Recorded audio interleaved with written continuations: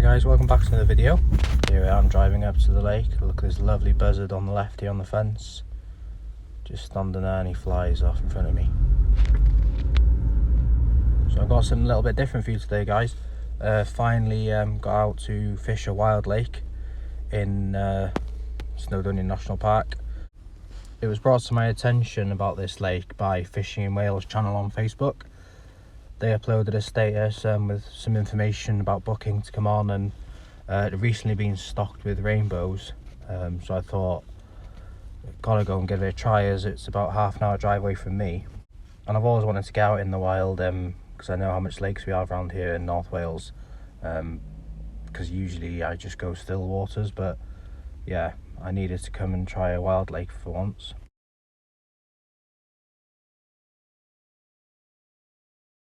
So it's this website you need to come on if you're interested in ever fishing here, on the fishing passport.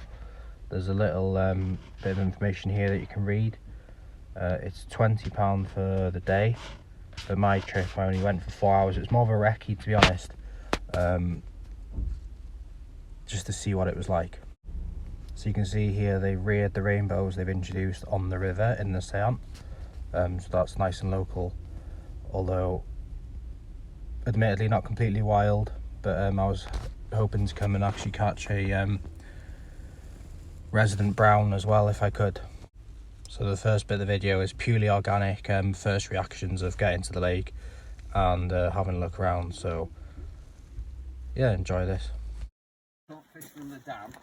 No, I know, I read that. That was there.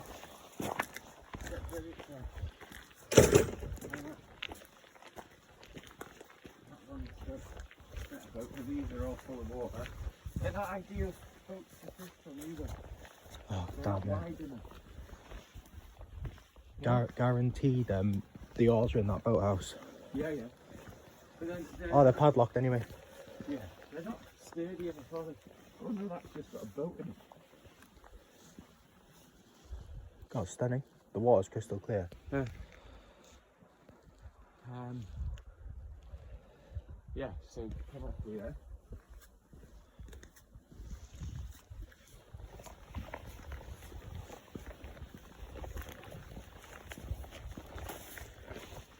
Just try and watch for any surface action, Dave.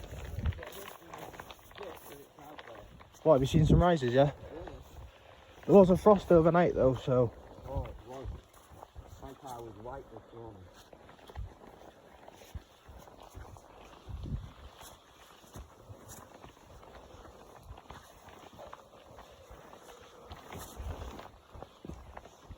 Wow, what the hell's that?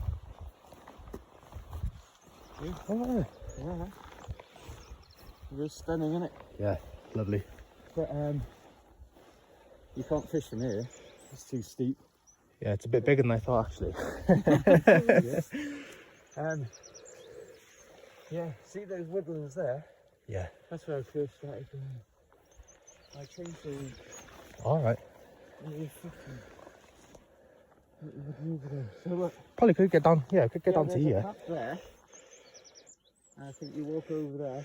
There's a rise, back of the island there now. Yeah. See it? Yeah. I've seen a few. I've been up here. It's almost as big as Bogdanov, isn't it? Maybe slightly bigger actually. Then what? Bogdanov? Yeah. Which one's that? The one that I like goes. Oh yeah. So after having a quick look of the pan out of the lake, we went back to the car to get the gear. I brought 2 rods with me, but for the whole session I literally fished the floating line.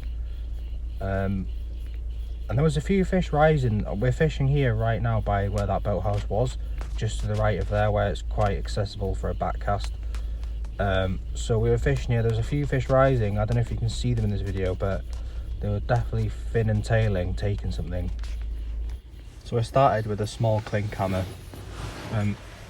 I was mindful of trying to keep it as natural as I could, especially for resident fish. Obviously I have a hell of a lot of still water patterns in my boxes, but I had a small amount of sort of wild, so to speak, patterns. But I'd like you guys, especially the wild Llyn fishers or whoever that specialise in that field to maybe point me in the right direction. I'm going to show you the patterns I used through the whole session, whether I was far off or whatnot on these wild lakes, but I thought even with the rainbows that were reared, they might have entertained my patterns. But yeah, I just want any advice really from local people and stuff that have fished, particularly this clinic, because I'd like to come back one day.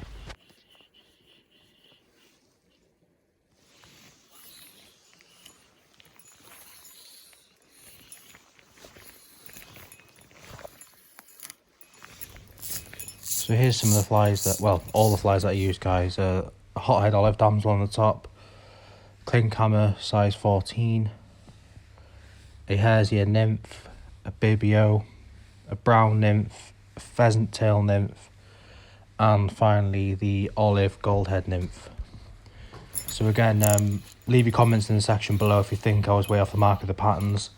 I tried to keep them as natural as I could. Yeah, so obviously there's a lot to learn on the wild side of things.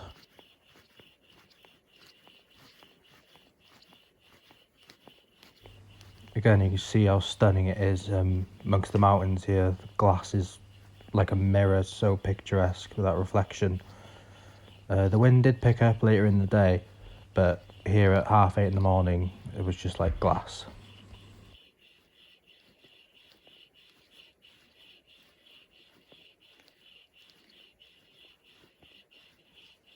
So after about half an hour fishing this mark, nothing so far. So we decided to make a move to the west side of the bank, I believe, or west side of the lake, just off the dam.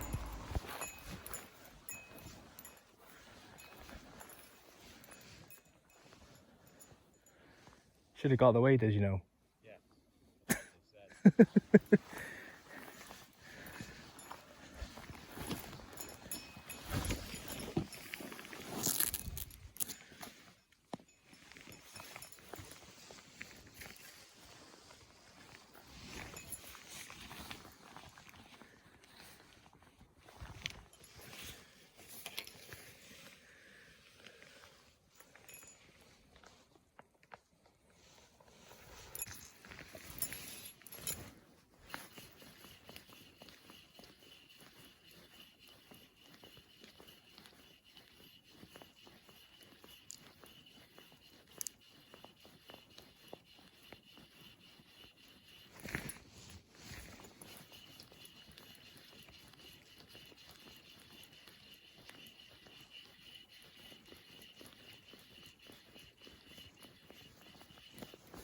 So after struggling to get any real distance to the rising fish far out, it was time to get the waders on so we could wade in, get some more ground for a further back cast and try and get closer to those fish.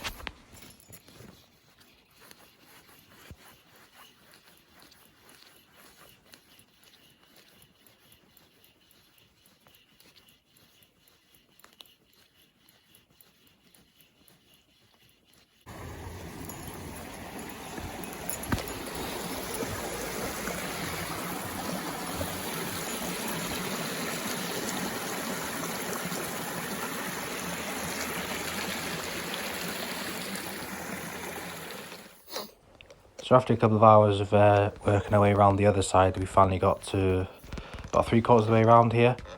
Just taking in the views, as you can see, it's stunning here, and yeah, still no luck. And we noticed after about 10:30, the fish went completely off the boil as far as rising. I didn't see one fish turn then. So theory is they've gone to the middle of the lake and sat deep then after their initial feed in the morning.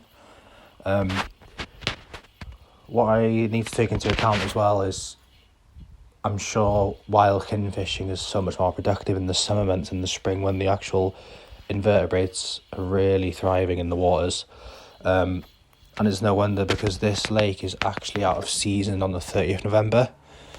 Whether that's to do with the breeding or whatnot in the lake, and obviously the food is really scarce, so the fish probably naturally know they don't feed very much. Probably just loads of nymphs off the bottom of the lake that are crawling around. And on reflection, and obviously doing the recce and going around the whole lake, I would say for a bank fisherman, only a quarter of the whole lake's accessible. There's a lot of steep banks, obviously, and they look quite deceiving. They look quite shallow, but when you get to that, it's steep down. And even if you do get down, then you've got a big incline behind you to try and cast against, which your line and hook's going to catch the long turf most of the time. Even with waders, the water is shallow as far as in lake terms, but not shallow to wade out in, if you get me. So it's quite deceiving. So when we got the waders on, we could only walk out about 10 to 15 yards and you're already almost chest high, but it goes chest high for a long way. And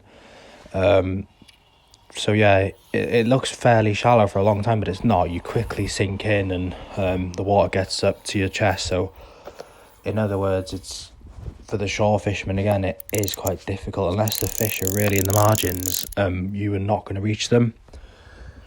So again, if anyone fishes the Llyn or the societies, I was wondering about what's the access policy to the boats. Is it only annual memberships that get access to the boats? Because they were padlocked, so there obviously is a key somewhere, whether you have to pick it up from a pub or a post office, or you get granted one if you sign up to the annual membership club. But there was nothing on my confirmation email about using the boats, although I did read, obviously, on the advertisements of this lake that the boat fishing is great, which I can see why. And secondly, someone did comment on a review on Google about how it's so much better off a boat than the bank here, and I can understand why. You can just get to so much more what looks productive parts of the lake on boat. And when we first arrived, noticed a hell of a lot of rise rings in the middle of the lake. Majority of them off by the island in this video here. So if we'd have got on the boat, I think we could have perhaps prized the fish and, well, at least covered a lot more of them that were moving. Obviously increasing our odds and fishing deeper water with deeper lines. But this session wasn't to be. I'm just really glad to have done something different, got out to a wild lake, albeit it has got stock rainbows in, but beside the point. Still found it challenging, didn't get a fish, didn't even get a tug. So obviously something wasn't right. But I just still kicked myself for the fact of we didn't get to take the boat out. So yeah, I hope you enjoyed the video, guys, and I endeavour to do more things like this and take advantage of what I've got around around where I live, as well as visiting still waters more afar that are got good reputations. If you enjoyed the video, subscribe to the channel. I'll try and get more wild Llyn fishing for you. Hopefully be a bit more informed in the future and actually catch some fish for these videos.